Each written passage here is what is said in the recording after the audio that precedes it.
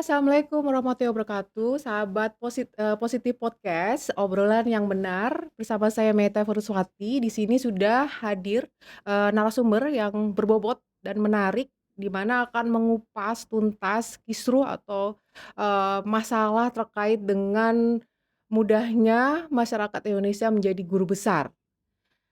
Di sini sudah ada Dr. Al-Azhari UP, SKM MPH, di mana beliau adalah Kepala Editor Jurnal Kesmas FKM UI sekaligus dosen di FKM UI. Selamat datang Pak Al Ya, selamat di datang. Positif Ya, terima Podcast. kasih.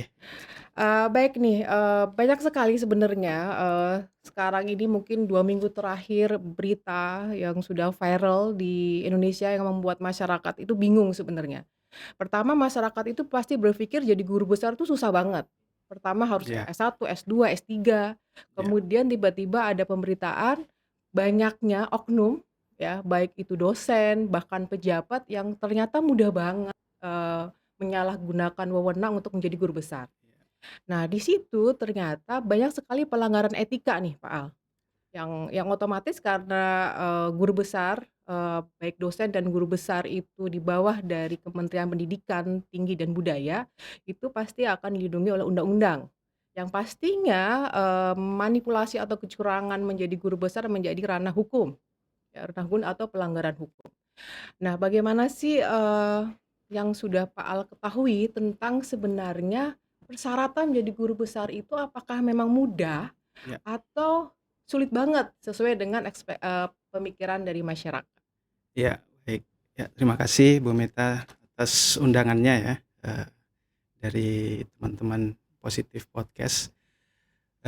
Jadi sebenarnya saya ingin, memberikan, disclaimer dulu, jadi posisi saya sebenarnya dalam hal ini kebetulan saya diamanahi jabatan sebagai ketua editor, di jurnal Terindex internasional, bereputasi internasional, Scopus ya, dan juga, Web of Science ini, biasanya sebagai salah satu syarat khusus. Jadi kalau para calon guru besar, kita katakan calon guru besar ya, baik itu yang bersumber dari, Kementerian Pendidikan dan Kebudayaan, Dikti, maupun dari instansi pemerintahan yang lain ya, biasanya salah satu persyaratan atau syarat khususnya yang biasanya juga paling banyak Ya, gitu, Mbak Meta, ini yang paling banyak mengganjal ya, proses calon guru besar ini untuk jadi guru besar itu adalah syarat khusus publikasi ilmiah ini. betul. Jadi syarat publikasi ilmiah. Jadi saya pengen disclaimer dulu bahwa saya, berbicara pada, pengalaman saya ini, dalam syarat khusus untuk jadi guru besar tadi gitu, yang tadi sudah disebutkan. Memang, beberapa waktu terakhir kita, melihat atau menyaksikan, berbagai macam pemberitaan terkait dengan Betul. mudahnya oknum, baik itu yang, di luar daripada yang selama ini kita ketahui ya, tupoksinya sebagai harusnya kan sebagai guru ya, namanya juga guru besar ya. Ya ini biasanya adalah dosen, baik itu dosen di bawah, Kementerian Pendidikan Kebudayaan, Dikti, Direktorat Jenderal Pendidikan Tinggi, maupun di instansi lain yang ya baik itu di Kementerian Kesehatan kalau kita kenal di Poltekkes ya, ataupun di BRI dan seterusnya. Itu yang kesehariannya kemudian kita tidak pernah tahu oknum-oknum ini di situ, tapi kemudian tiba-tiba bisa menjadi syarat untuk berproses untuk guru besar. Nah ini kan jadi satu hal yang menarik gitu ya. Jadi kalau, yang saya ketahui ya, syarat guru besar khusus untuk, jurnal ini, untuk publikasi ini adalah syarat mutlak biasanya yang diminta oleh, eee, apa, kementerian, baik itu utamanya di Kementerian Pendidikan dan Kebudayaan ya, Dikti. Jadi ini sebagai syarat khusus yang harus dilengkapi, untuk kemudian bisa, mendaftarkan, berkasnya kalau memang sebelumnya sudah punya pengalaman ngajar, dan menjadi dosen ataupun menjadi pengajar di salah satu institusi yang kemudian diakui untuk bisa naik jadi, guru besar gitu ya. Namun memang, di sekelumit terkait dengan publikasi ilmiah ini, eee, banyak, tantangan ya yang kita hadapi. Misalkan kemudian, eee, para penulis atau calon guru besar ini harus berproses melalui proses review yang ketat, khususnya untuk jurnal yang sudah terindeks internasional. Nah, biasanya kalau di kita, khusus di Indonesia, nanti kita bisa compare bandingkan dengan luar negeri ya. Kalau di Indonesia memang kita masih dianjurkan, ya ini dianjurkan meskipun ada basis data yang lain. Dianjurkan itu masuk ke artikel ilmiahnya atau jurnalnya itu harus terindeksasi atau terdatabase dalam basis data Scopus. Yang mana Scopus ini merupakan produk dari Elsevier. Elsevier ini salah satu perusahaan yang headquarters-nya di Belanda, gitu ya. Jadi seakan-akan kita masih dalam jajahan Belanda, nggak juga sih, saya juga itu bisa kita diskusikan gitu. Nah kebetulan pada posisinya seluruh jurnal yang kemudian terindeks Scopus ini itu memiliki proses review yang terstandar oleh basis data tersebut gitu. Misalkan minimal direview oleh 2 atau 3 atau bahkan lebih, dan proses korespondensinya setiap artikel yang ditulis, proses korespondensinya itu ada gitu. Jadi tidak tiba-tiba ketika submit langsung accepted gitu ya. Sama kayak kita mungkin melakukan registrasi. Jadi di akses manapun misalkan tidak kemudian ada granted langsung accepted. Jadi ada proses korespondensi. Meskipun itu kita menganggap penelitiannya sudah sangat baik dalam artikel riset itu, tapi kemudian dalam prosesnya itu biasanya minimal itu dipersyaratkan harus ada bukti korespondensi. Bukti korespondensi itu harus ada tiktokan antara si penulis, dalam hal ini misalkan yang tadi kalau kita katakan sebagai syarat calon guru besar, si calon guru besarnya ini harus kemudian punya tiktokan dengan reviewer, dan juga di situ ada editor gitu, yang kemudian nanti memutuskan artikel ini layak atau tidak untuk diterima, kemudian nanti dipublish di suatu jurnal gitu. Nah, dalam prosesnya itu tidak memakan waktu yang singkat ya menurut saya, karena dalam prosesnya pengalaman kami untuk jurnal itu tidak ada yang dalam sebulan itu proses reviewnya itu dengan baik bisa dilakukan. Artinya bisa lebih dari itu, bahkan ada beberapa jurnal lain yang sudah terindeks ini dia membutuhkan waktu bisa berbulan-bulan bahkan sampai tahunan gitu ya. Nah itu, jadi keputusannya pun juga ketika direview dalam jangka waktu yang lama itu juga bisa ada keputusan di reject gitu. Jadi tidak semuanya bisa lanjut review, tidak semuanya bisa accepted gitu. Jadi itu yang memang serumit itu ya. Ya, jadi prosesnya seperti itu. Jadi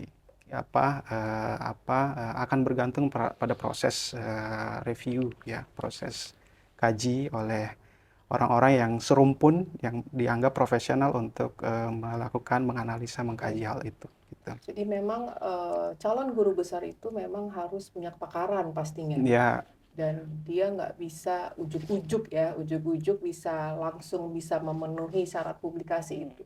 Kemudian juga ada isu terkait dengan jurnal predator. Yeah. Kalau kita bicara predator itu kan pasti sesuatu yang konotasinya negatif nih. Yeah. Nah, dari Pak Al sendiri, apa sih sebenarnya jurnal predator itu? Apakah itu Yeah. internasional jurnal atau sebenarnya Indonesia juga punya jurnal predator? Ya, jadi predator ini pertama kali atau mungkin paling sering kita dengarkan, saksikan itu adalah dari daftar atau list yang diakomodir oleh seorang librarian atau pustakawan namanya Bill, si Bill. Jadi dia bikin Bill List Predatory Journal gitu. Jadi kalau predator ini sebenarnya adalah jurnal-jurnal yang kemudian bisa saja terindeks atau bisa saja tidak terindeks, atau kemudian menyalahgunakan, memiripkan namanya dengan jurnal yang sudah terindeks gitu.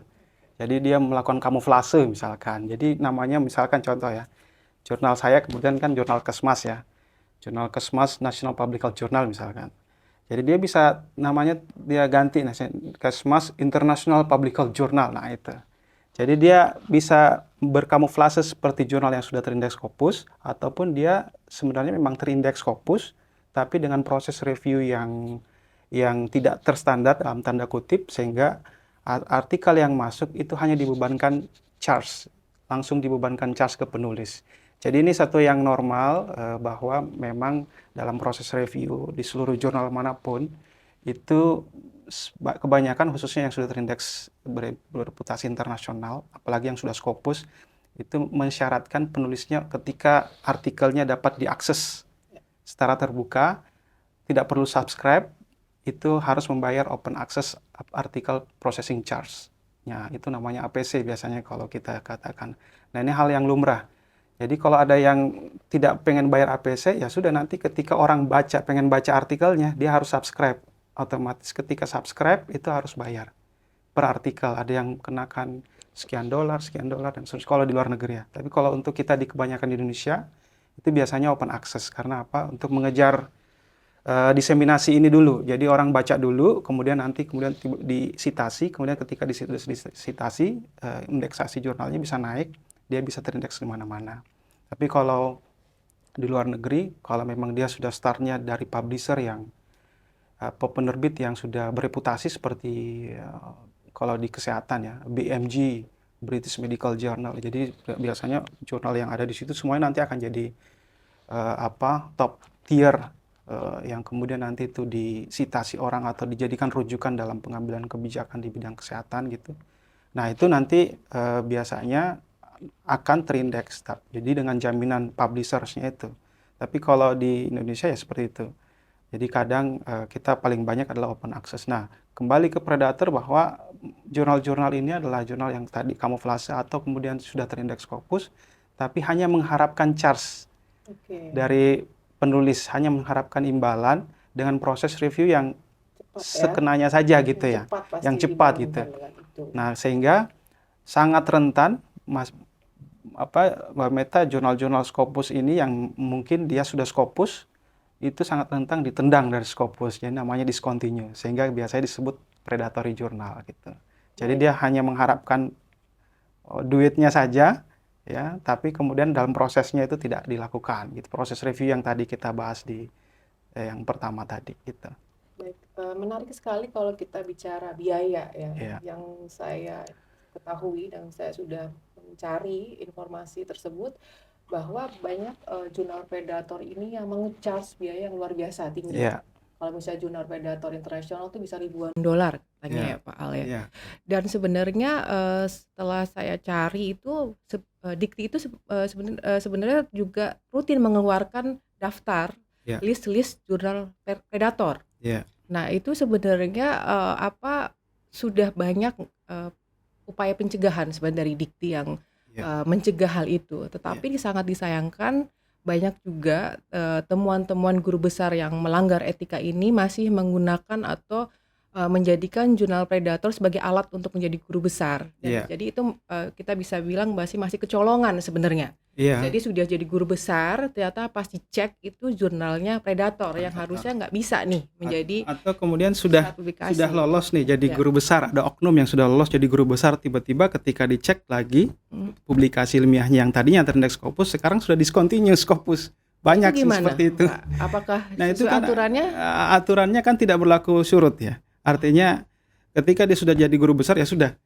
Penilaian atas apapun karya ilmiah yang sudah dinilai itu tidak bisa lagi dinilai seperti itu.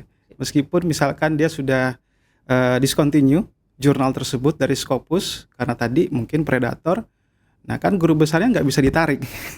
Jadi tidak bisa ditarik. Jadi walaupun jurnal itu sudah discontinue Scopus, guru besarnya tetap gitu. Jadi upaya pencegahannya harusnya saat awal ya, kita mendeteksi jurnalnya Predator, karena tadi ada indikasi memang mencari jurnal Predator, karena kan jurnal Predator tuh katanya ada yang hitungan 1 minggu, itu bisa langsung accepted dan bisa langsung mengajukan menjadi persyaratan khusus untuk jadi guru besar. Jadi memang disitulah banyak sekali fraudnya ya. Jadi betul Bu Meta. Jadi kalau misalkan kita lihat persyaratan untuk jadi guru besar itu kan sebenarnya kalau kita lihat skopnya di Indonesia itu kan yang paling spesifik khusus dan agak sulit untuk dilalui kan berbasis dengan artikel khusus ini, apa persyaratan khusus ini untuk publish atau untuk dimuat di jurnal internasional bereputasi Scopus ya artikelnya. Sedangkan biasanya persyaratan-persyaratan lain seperti contoh harus minimal sudah ngajar, kalau di Kemendikbud itu ya, minimal sudah ngajar 10 tahun. Nah, itu kan saya kira bisa Bisa. di apa dengan SK bahkan Ya. di perguruan tinggi tertentu, oknum juga ya, mungkin kita katakan SK-nya bisa dibuat mundur gitu. Betul. Dan seterusnya. Termasuk juga riwayat ngajar dan seterusnya, itu saya kira Bisa sesuai hal yang kemudian bisa dikontrol. Tapi hal yang tidak bisa dikontrol salah satunya dengan syarat khusus ini artikel ini. Betul. Nah, sehingga biasanya dengan artikel ini jurnal yang independen untuk kemudian bisa dijadikan terpercaya untuk dijadikan sebagai outlet untuk syarat khusus ini kadang yang kita ketahui bersama bisa main kucing-kucingan. Misalkan kalau di jurnal dalam negeri itu bisa saling titip menitip dengan skema kerjasama ya, seperti menggunakan resources ya. Saya kira kalau oknum-oknum tertentu yang kemudian kita mengetahui backgroundnya dan seterusnya dengan resources yang bisa jadi tidak terbatas. Nah, ini saya kira bisa menyalahgunakan itu gitu. Nah, ini sehingga Kementerian Pendidikan dan Kebudayaan Dikti memang harus rajin juga untuk mengecek jurnal-jurnal dan membuat regulasi. Betul. Regulasi semuanya kemudian ini. Nah, kalau kita compare ya persyaratan guru besar, misalkan beberapa waktu lalu saya kira kita kami sudah lihat di Australia, misalkan 2 tahun terakhir kami di Australia dan sebelumnya juga kami di Eropa. Kita lihat persyaratan guru besar di sana itu bukan berbasis pada yang kita sebut di sini mungkin seperti achievement ya. Nah, di sana berbasis betul-betul kinerja outcome gitu ya. Kalau kita di sini mungkin berbasis sama mungkin kepegawaian ya. Ada postur hal-hal persyarat kum yang harus sama juga sebenarnya di sana, tapi mungkin di sana lebih pada outcome. Contoh misalkan berapa riset yang kemudian bisa memiliki implikasi, daya impact. Jadi dia sudah mulai bukan hanya publish, tapi adalah implikasi dari risetnya itu kepada masyarakat. Diukur misalkan dengan contoh apakah risetnya itu berbuat suatu, contoh kami kemarin di UQ, di University Queensland, itu bagaimana artikel hasil penelitian itu bisa disubmit menjadi sebagai evidence dalam pengambilan kebijakan di pemerintah. Baik itu pemerintah skopnya lokal, regional, ataupun pemerintah pusat gitu. Itu idealnya dosen memang harus seperti itu. Iya, harusnya Ini untuk menarik mendukung sebenarnya itu. kalau kita bicara dosen di Indonesia, khususnya itu memang banyak beban administrasi. Sebenarnya ini juga isu ini pernah diangkat nih pas diskusi capres dan cawapres, bahwa dosen ini banyak banget nih beban administrasi sampai tidak lagi fokus ke tadi penelitian dan pengabdian. Akhirnya mungkin banyak yang mengambil jalan pintas. Hanya administratif saja. Iya, jadi syarat administratif terpenuhi, udah tergugur, udah selesai. Padahal kan kita pengen sampai ke implikasi tadi ke masyarakat gitu ya.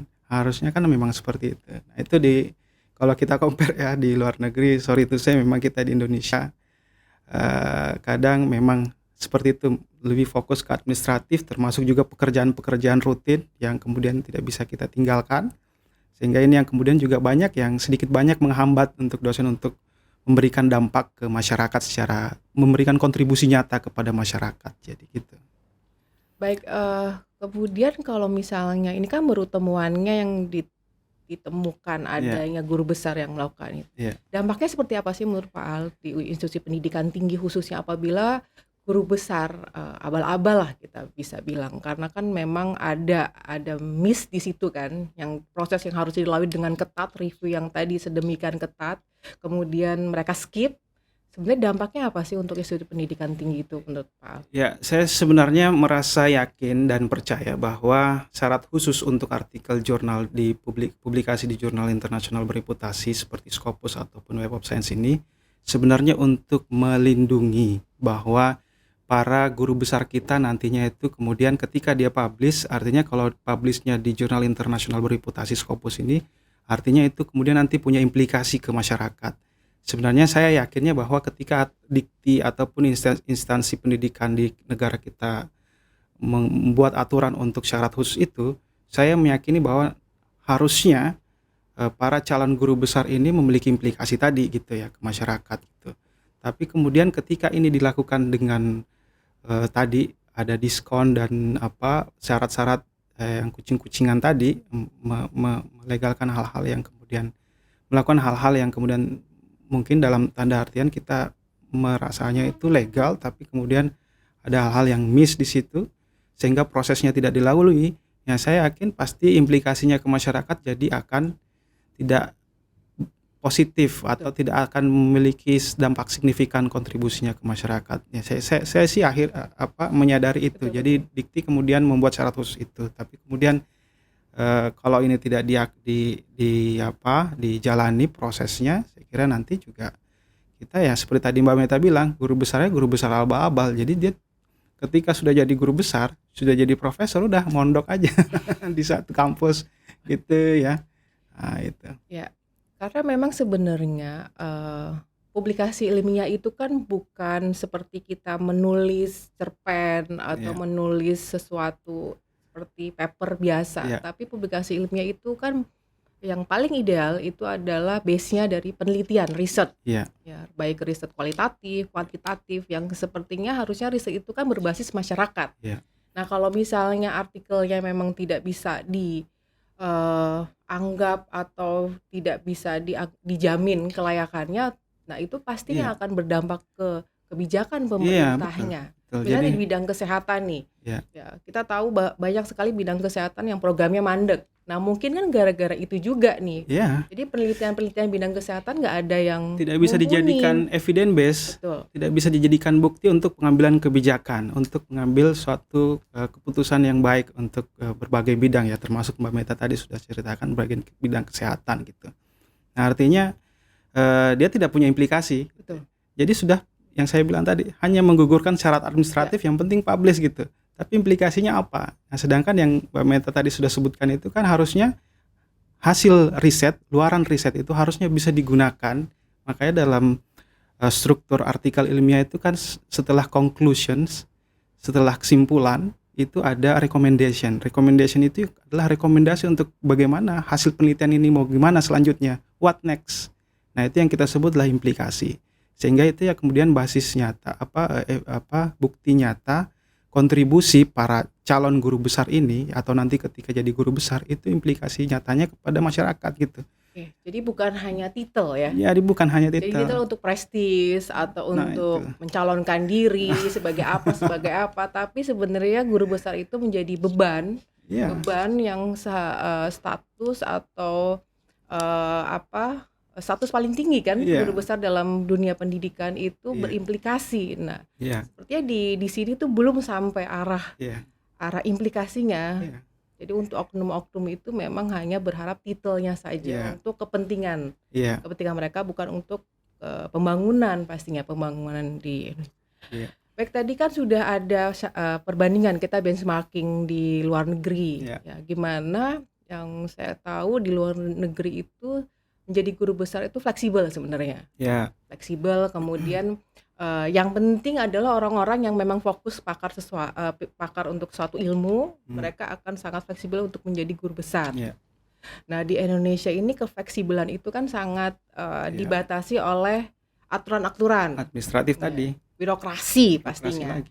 pangkat ya, pangkat-pangkat gitu yang sangat birokrasi, yang pastinya sebenarnya gini, kalau kita menghadapi ada generasi milenial gitu, banyak dosen-dosen generasi milenial nih, seperti Pak Al kan masuknya ke generasi milenial, saya lihat dari umurnya. Nah, terakhir nih Pak, bagaimana sih harapan Bapak sebagai dosen generasi milenial untuk tadi, apakah kita akan bisa menuju ke negara maju yang tadi Bapak sebutkan, menjadi seorang guru besar yang berimplikasi?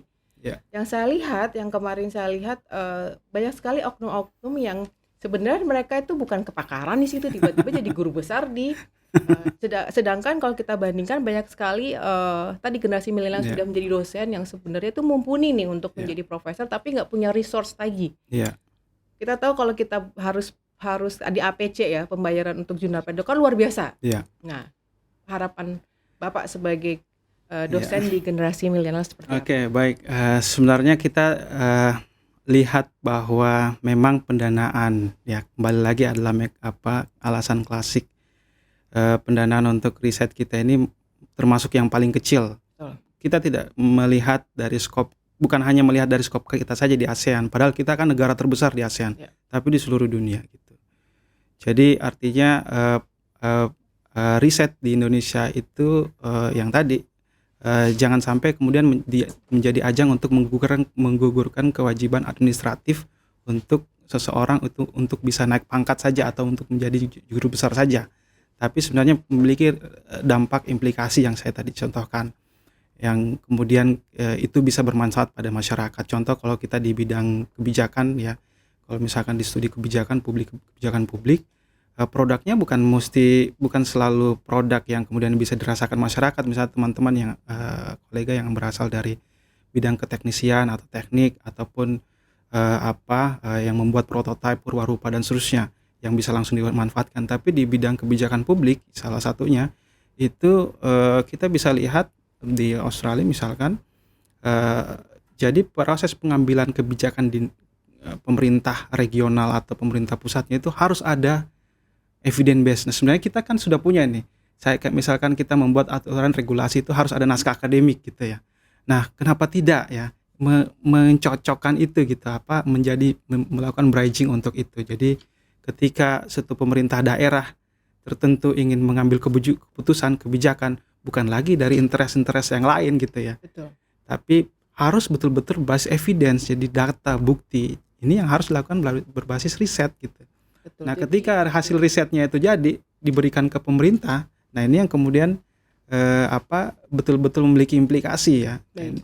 Nah, regulasi Memang ini juga yang harus harus ada dijalani. simbiosis mutualisme Iya, antara iya, akademisi dan harus ada pemerintah regulasinya. daerah. Iya, Satunya bisa mendukung untuk menjadi guru besar iya, dengan riset-risetnya, dengan funding riset. iya, Kemudian di daerah juga mendapatkan evidence based dari riset-riset iya, para dosen ini. iya. Oke, terima kasih Pak Al. Baik, Sama-sama, sahabat Mbak. Positif Podcast. Demikian bincang-bincang menarik sekali, bincang-bincang ini siang hari ya dengan Dr. Alsari UP dari Kepala Editor dan dosen di FKM UI. Terima kasih Pak Al. Terima kasih, sama-sama. Semoga bisa bertemu di Ya, lain semoga kesempatan. bermanfaat. Ya, Terima terima kasih. kasih. Saya akhiri, terima kasih. Semoga banyak sekali ya manfaat dan informasi yang akhirnya kita, oh ternyata seperti ini nih bagi generasi muda yang ingin menjadi dosen, kemudian menjadi guru besar masih ada banyak kesempatan. Ya, terima kasih. Assalamualaikum warahmatullahi wabarakatuh.